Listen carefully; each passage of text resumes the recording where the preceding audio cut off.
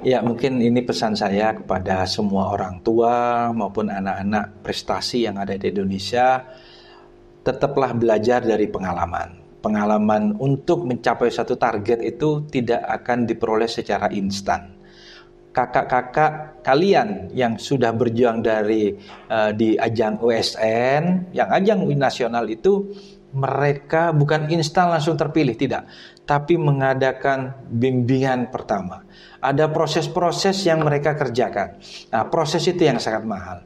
Harapan saya ketika orang tua ataupun adik-adik prestasi mengikuti suatu kegiatan tidak menjadi juara, jangan pernah patah semangat, tetap pupuk prestasinya, tetap gali semangatnya, pertahankan dan lebih ditinggikan kegiatannya.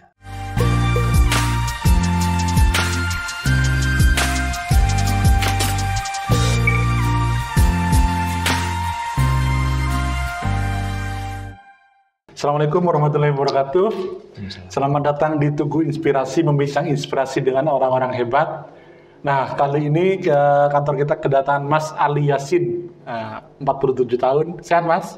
Alhamdulillah. Nah, ini kita datangkan karena beliau itu punya kegiatan. Nah, kegiatan bisnis, bisa dibilang bisnis atau pendidikan SDM ya. Ya, pendidikan SDM untuk Indonesia Maju, namanya Yayasan Intan Mutia. Benar.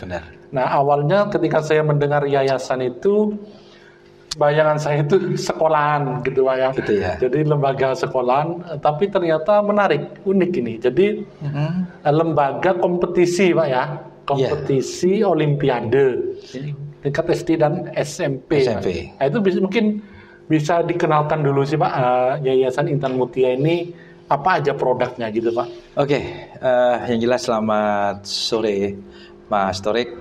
Yayasan Intan Mutia itu mempunyai beberapa segmen kegiatan. Yang pertama adalah KMSI Pak, Kompetisi Matematika, Sains dan Inggris. Itu biasanya kita adakan di semester ganjil tiap tahunnya.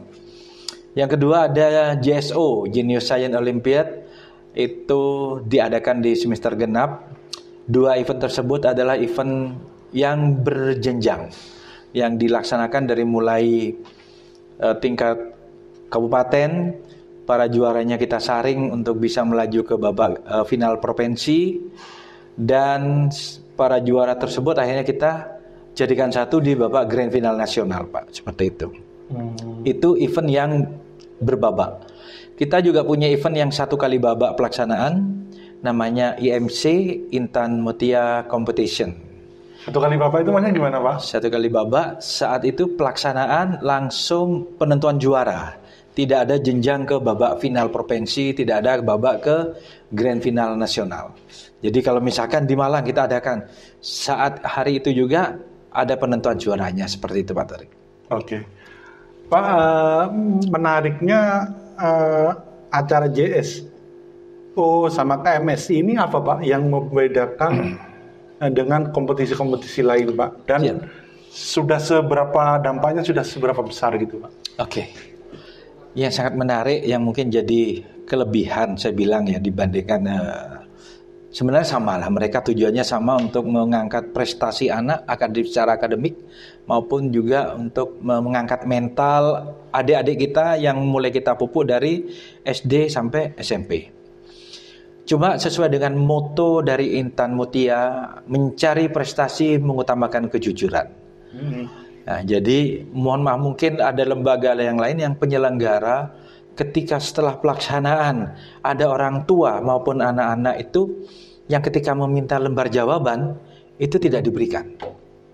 Dengan ya mungkin keputusan dari mereka, bahasanya sudah menjadi keputusan dewan juri atau pelaksana Pak, seperti itu.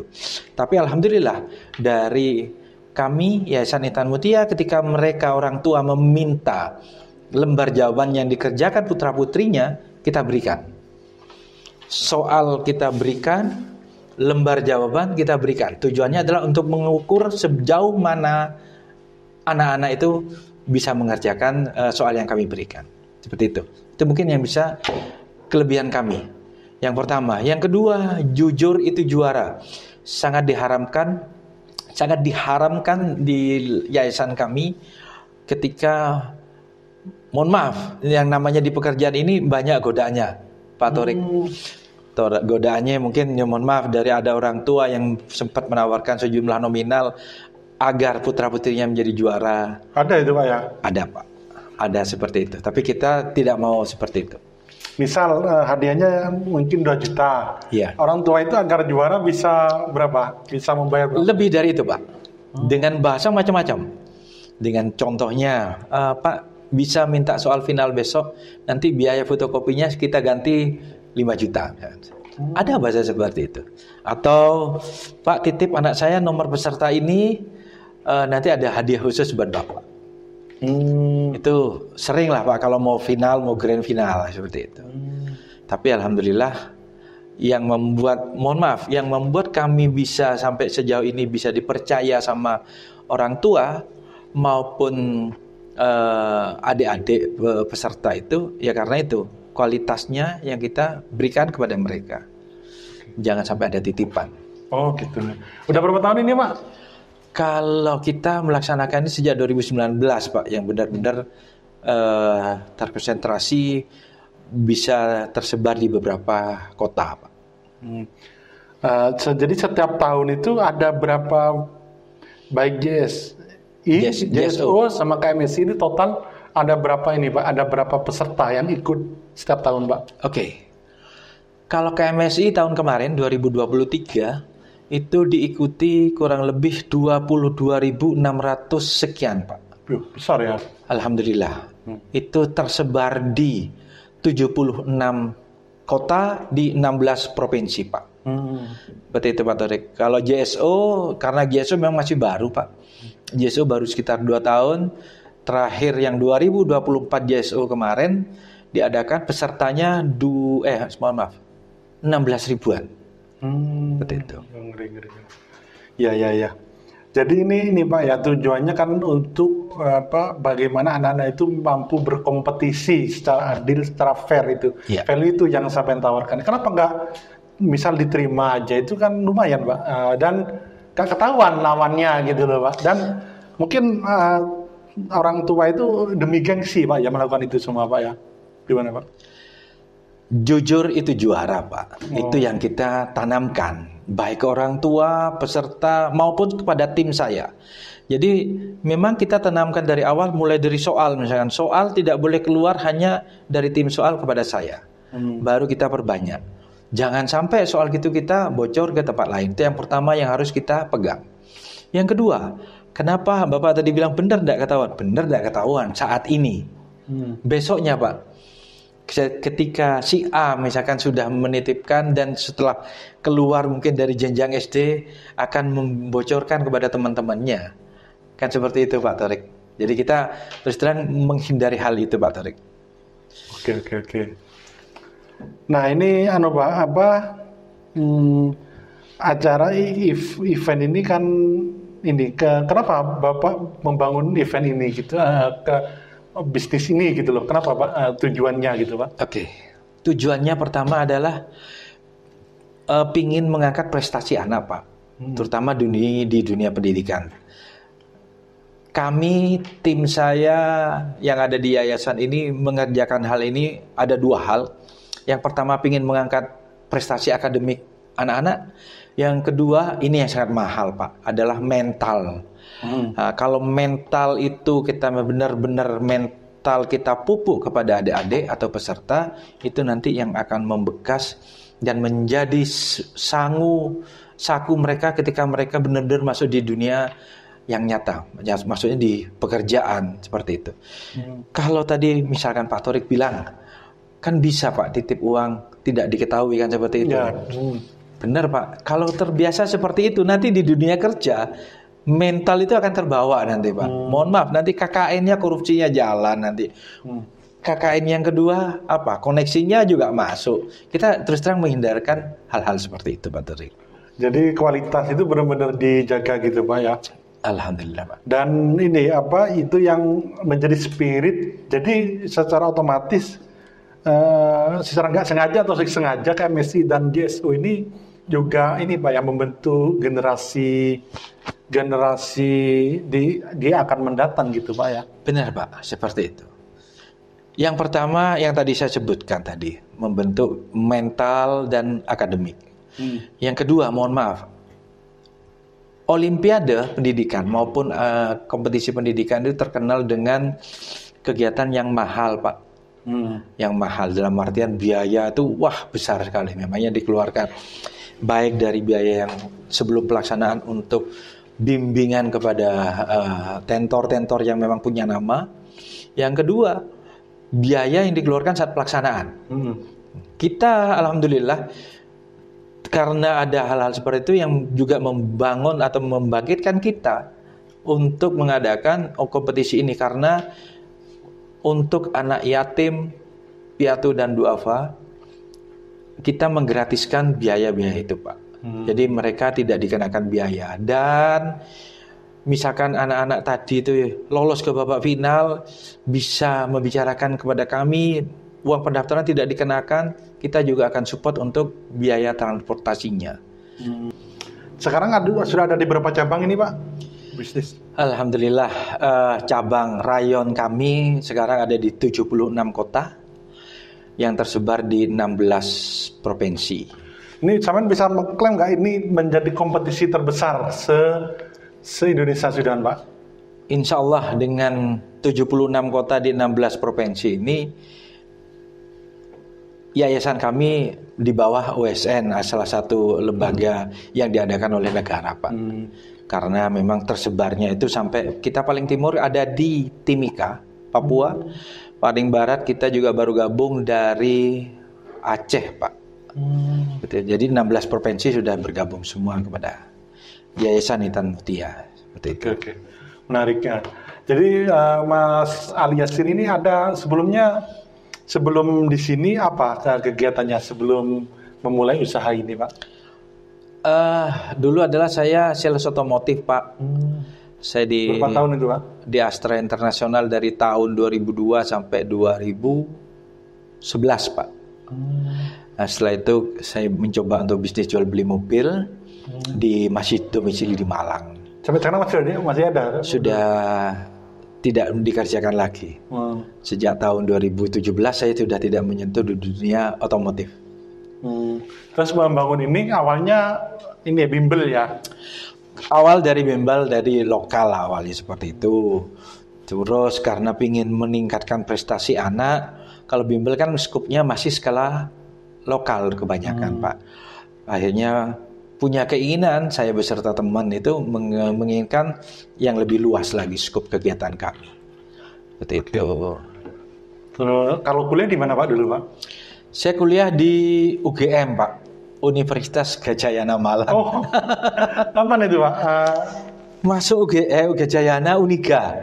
Saya tahun 1996 sampai 2001 Pak. Oh, jurusan Ekonomi Manajemen. Berarti Prof Diah ya? Profesor Diah benar. Iya. Beliau sekarang dulu salah satu rektor, sekarang kepala Kopertis kalau. Oh iya. LL2 Dikti. Oke. Pak, tadi waktu ngobrol di luar itu ada spirit menurut saya bagus. Nah, ini spirit orang Madura kan. Bapak ini kan orang Madura. Nah, itu sekarang kan menjamur itu kegigihan orang Madura itu Tuku Madura dan lain-lain. Nah, itu Bapak sehingga bisa membesarkan ini Olimpiade ini, apa ada mental itu mempengaruhi nggak Pak, mental orang Madura itu Pak? Ya, otomatis mental itu semua memang berpengaruh kepada pola pikir. Pola pikir kita untuk maju seperti apa ya tergantung dari mental yang ditanamkan, mohon maaf, dari lingkungan terkecil, dari orang tua, keluarga dulu waktu itu. Habis itu dari lingkungan sekolah maupun lingkungan sekitar, itu yang membentuk dan menggembleng saya seperti sekarang ini. Kalau lingkungan terkecil orang tua gimana Pak gemblengannya Pak? Orang tua saya awalnya karena mereka pebisnis, jadi memang mengajarkan saya untuk berbisnis. Yang pertama menanamkan kejujuran. Kalau kita trust, ada kepercayaan dari orang, dimanapun kita mau melangkah, insya Allah kita akan diberikan kursi atau diberikan porsi. Itu yang ditanamkan orang tua saya. Oke. Nah, yang kaitannya ini lembaga ini kan mau mengubah stereotip orang Madura itu gimana itu Pak? Ya benar sekali. Jadi tadi saya sempat sampaikan paradigma orang pada umumnya kalau menyangkut masalah kesukuan, apalagi suku Madura itu kan terkenal dengan kerasnya. Ketika ada permasalahan tanpa pikir panjang, ya seperti itulah kerasnya seperti itu. Saya tanpa mungkin ya apa yang pernah dilakukan teman-teman ataupun masyarakat Madura pada umumnya. Itu yang ingin merubah saya, ingin merubah paradigma saya, bahwasanya tidak semua orang kesukuan Madura itu berprinsip seperti itu ketika menghadapi satu permasalahan, yang pertama. Yang kedua, saya juga ingin merubah paradigma bahwasanya tidak semua orang Madura itu ketika menghadapi masalah keras penyelesaiannya, atau tidak semua orang Madura, mohon maaf, besi tua. Tidak semua orang Madura itu toko kelontong, toko Madura Market 24 jam, tidak semua. Saya pingin minimal adalah yang merubah, yang menggerakkan teman-teman, mungkin dimulai dengan saya pribadi ataupun teman-teman yang lain seperti itu, yang akan diikuti seperti itu. Yaitu bergerak di bidang intelektualisme dan kreativitas gitu kayak gini Pak. Ya, itu yang saya inginkan. Jadi mohon maaf kepada teman-teman yang mungkin kesukuan Madura, ayo ketika ada permasalahan-permasalahan apa, ayo dirubah paradigmanya itu dan tanamkan bahwasanya kita orang Madura mau berdiri dimanapun, pokoknya memegang adat bahasa di mana bumi dipijak, di situ langit yang dijunjung. Adat istiadat, kata orang Madura itu adab asor. Jadi tetap mengangkat adat yang ada di suatu tempat. Dan rendah hati kira-kira gitu Pak ya. Adab asor itu gimana Pak? Adab asor itu tetap kita, ya tetap kalau misalkan kalau orang Madura itu kalau ketemu dengan seorang orang yang lebih dituakan, kiai, ya tetap adatnya tetap menunduk lah seperti itu. Oke Pak, setelah kembali ke Yayasan Intan Mutia ini kan yayasan Pak ya, bukan lembaga bisnis. Itu juga berarti ada sisi sosialnya juga Pak. Alhamdulillah. Jadi Yayasan Intan Mutia ini selain bergerak di pendidikan, kita juga ada di sosialnya, bergerak di yayasan sosial. Di Kota Malang sendiri kita ada beberapa yayasan anak yatim yang kita santungi Pak. Dan mungkin teman-teman yang ada di beberapa kota, 76 kota itu paham bahwasanya setiap ada kegiatan ada bagian persentase yang tidak boleh kita ambil, memang harus dibagikan di kota tersebut.